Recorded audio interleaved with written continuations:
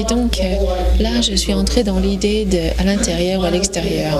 Parce que moi, je voulais montrer des preuves empiriques qui révèlent que le sexe à l'intérieur, c'est moins dangereux que le sexe à l'extérieur. Ils me disent, non, c'est pareil, ça n'a aucune une espèce d'importance. Le niveau de risque est le même. C'est une activité violente à l'intérieur et à l'extérieur. Le seul expert canadien, je l'ai contre-examiné pendant 2 jours.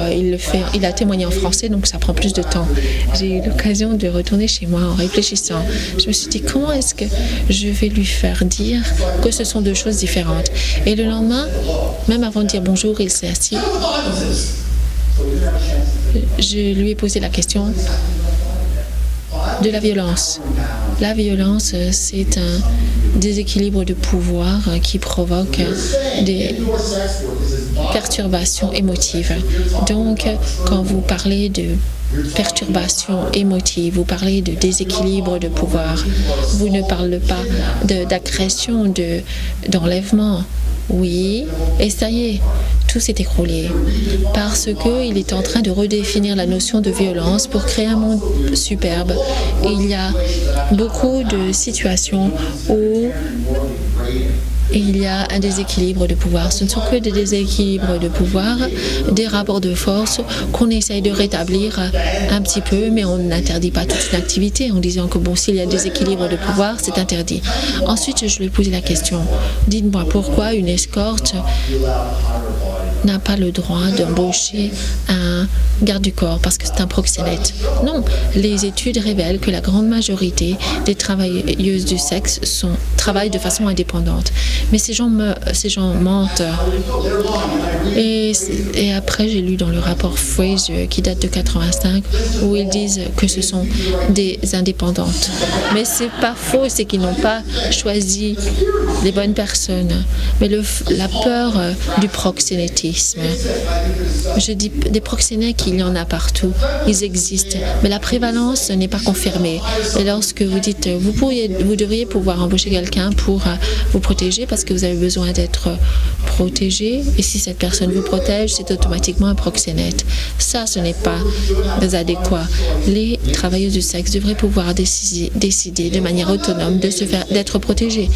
Elles pourront peut-être faire une erreur et trouver le mauvais garde-corps, mais il faut au moins leur permettre de créer un environnement sûr. Donc tout l'argent qu'on passe à lutter contre les proxénètes, on pourrait s'en servir pour créer des filets de sécurité pour la majorité des travailleuses du sexe qui veulent s'en sortir. On ne va pas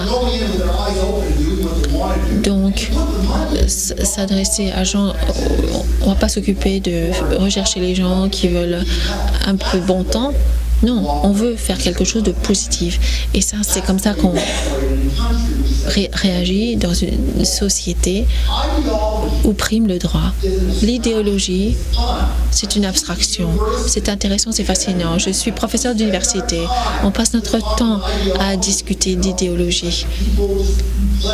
C'est un vrai plaisir. On se fait plaisir en discutant d'idéologie. Mais ça reste une abstraction.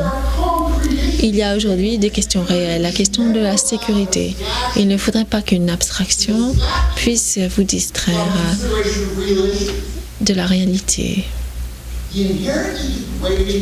L'aspect dégradant, fondamentalement dégradant, c'est un volet intéressant, mais il n'aurait jamais pu permettre de sauver les victimes de Picton. Une approche rationnelle pourrait sauver des vies.